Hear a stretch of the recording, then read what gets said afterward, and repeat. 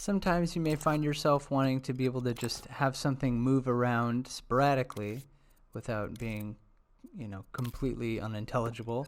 But say you wanted to just test the way something works by having an object move around a space. I'm going to be going over how we can get this to happen. So let's say every some number of seconds, we want the object to move at a certain speed to a specific location. That means we're going to need a timer for those seconds.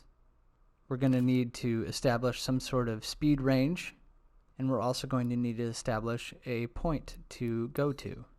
Pretty much all of these things can be done with a signal generator. So let's say we want it to be from 2 to 4 seconds. Every 2 to 4 seconds we want to change where we're going to. So we can set this between 2 and 4 and have that constantly emitting a random number between there. For the X, Y, and Z positions, I'll just set them all to -5 to 5. Perhaps maybe we'll just use the X and Y and we'll leave the Z static so we can kind of take a look at how that works. And say we want to have some sort of speed variance. Maybe we'll change it between 5 and 15 units per second, whether that's meters or whatever, it doesn't matter. So we'll need a follower to follow to a point. These other two signal manipulators, I'll have them go into a combiner like this. That will go into a signal manipulator. This will also go into a signal manipulator.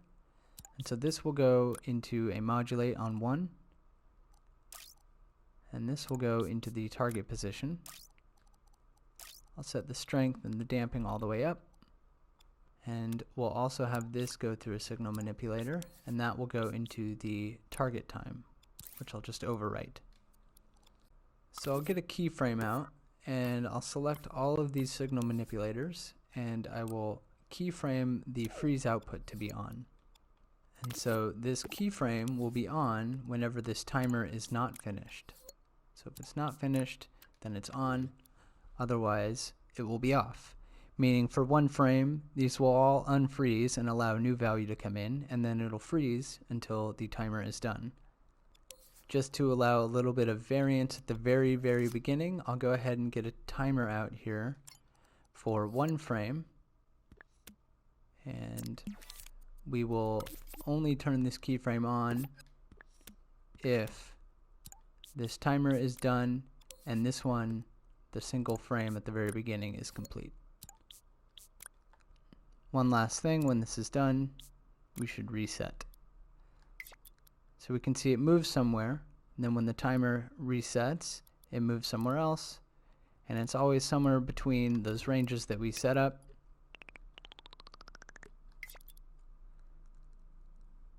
So here maybe we can see a little bit better. Every time this timer resets, it picks a new place to go to, a new speed, and continues to move like this. So in order to make this a little bit easier to change, I'll get some value sliders out. And so say we wanted a minimum time of 2 seconds and a maximum time of 5 seconds. We can then take these numbers here and we'll put them into a combiner. We'll put them into a 4-number combiner because we can see here that this takes in 4 values. So 2 will go into A and C, and 5 will go into B and D. And all of this will go here into this max value range. I'll just copy this whole thing over, and we can use this for the X and Y. So if I copy these same things over, I can set X and Y maxes and mins. So this will go straight into here, and this will go straight into here. This way we can kind of play with these values a little bit more. And obviously we could also do the same for our speed, but for now I'll just leave it.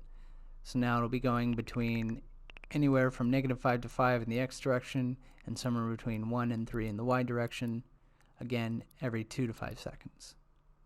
So to clean all this stuff up, I'll just move this all into its own chip. So here's for our position, and I might as well just do one more here for the speed.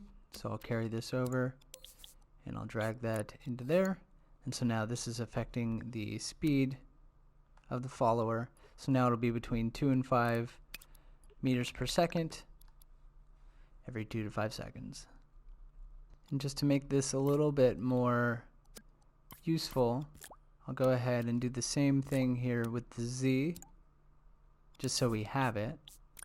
I can plug that in here. But of course, if I don't want this to move, I can just set these both to the same thing. So if it's between 1 and 1, for example, then Z will always be set to the value of 1. And here we have it, a random movement chip that's pretty simple to use.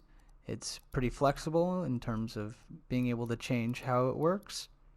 And we can stamp it on any object and it'll work exactly the way we want it to. I'll go ahead and put this up on the Dreamiverse as a public remixable asset so anybody can use this whenever they want. I hope this was interesting, maybe helpful. I know that this is something that I've needed in the past, so it's nice to finally have it made. If you enjoyed this, give me a thumbs up. If you're new around here and you want to see more tutorials, click subscribe. I hope everyone's doing well and staying safe. I'll see you next time.